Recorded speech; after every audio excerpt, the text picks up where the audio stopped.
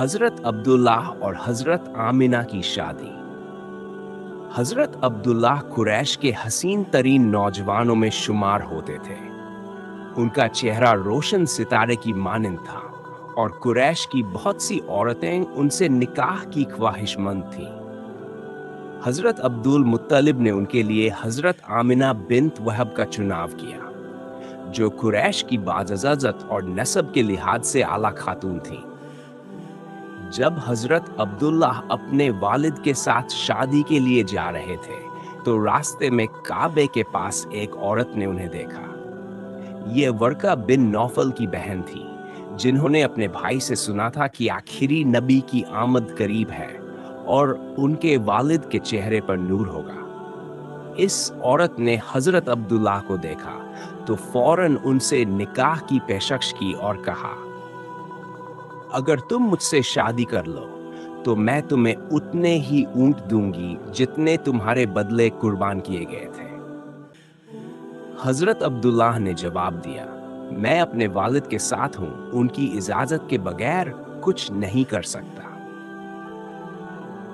बाद में उनकी शादी हजरत आमिना से हो गई। हजरत अब्दुल्लाह के चेहरे का नूर अब हजरत आमिना में मुंतकिल हो गया। हजरत आमिना के ख्वाब और नबी करीम सल्लल्लाहु अलैहि वसल्लम की पैदाइश की बशारतें।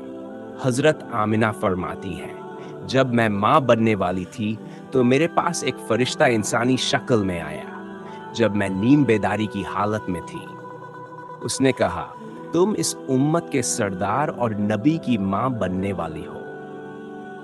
जब नबी करीम की पैदाइश करीब आई तो वही फरिश्ता दोबारा आया और कहा, जब तुम्हारा बच्चा पैदा हो तो कहना, मैं इसे हर हसद करने वाले के शर से अल्लाह की पनाह में देती हूँ। इस बच्चे का नाम मुहम्मद रखना, क्योंकि उनका नाम तौरात में अहमद है और जमीन व आसमान वाले उनकी तारीफ करेंगे। हजरत आमिना कहती है, मेरे इस बच्चे की शान निराली थी। मैंने दौरान हामिल कोई बोझ और थकन महसूस नहीं की। हजरत अब्दुल्लाह की वफात। हजरत अब्दुल्लाह शादी के बाद एक तिजारती काफिले के साथ शाम गए। वापसी पर बीमार हो गए और मदीना में अपनी ननिहाल बनु नज्जार के यहाँ ठहरे। एक माह बीमार रहने के बाद उनका इंतकाल हो गया और उन्हें वहीं दफन कर दिया गया।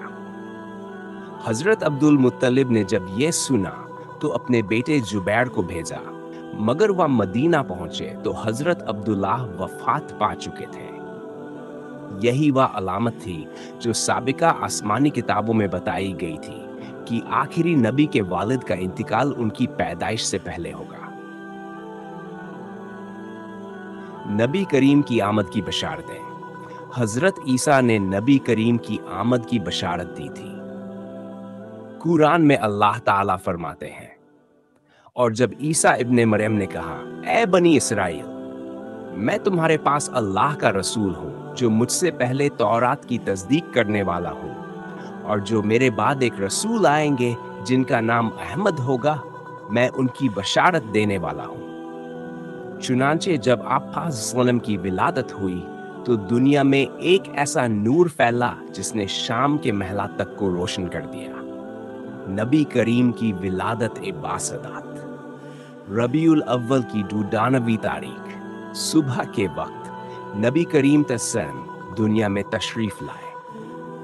जब आप आसलम पैदा हुए तो हजरत आमिना ने देखा कि उनसे एक नूर निकला जिसने शाम के महलात तक को रोशन कर दिया। उसी रात दुनिया भर में मुख्तलिफ अलामात जाहिर हुई। 1. किसरा का महल हिल गया और उसके 14 बुर्ज गिर पड़े। 2. मजूसियों की आग बुझ गई जो 1000 साल से जल रही थी। समावा झील का पानी सूख गया। शैतानों को आसमान पर चढ़ने से रोक दिया गया। ये वह मुबारक सिलसिला था जो नबी करीम की विलादत बासदात तक पहुंचा। खुलासा, ये वाकिया इस बात की गवाही देता है कि अल्लाह ताला ने नबी करीम सल्लल्लाहु अलैहि वसल्लम की पैदाइश से पहले ही उनके आने की खुशखबरी दे दी थी। हजरत अब्दुल्लाह की कुर्बानी, हजरत आमिना के ख्वाब, اور مختلف آسمانی نشانیاں، یہ سب اس بات کی دلیل ہے کہ نبی کریم صلی اللہ علیہ وسلم کی آمد ایک انقلابی واقعہ تھا جس نے انسانیت کو ہدایت اور رحمت کا راستہ دکھایا۔ صلی اللہ علیہ وسلم۔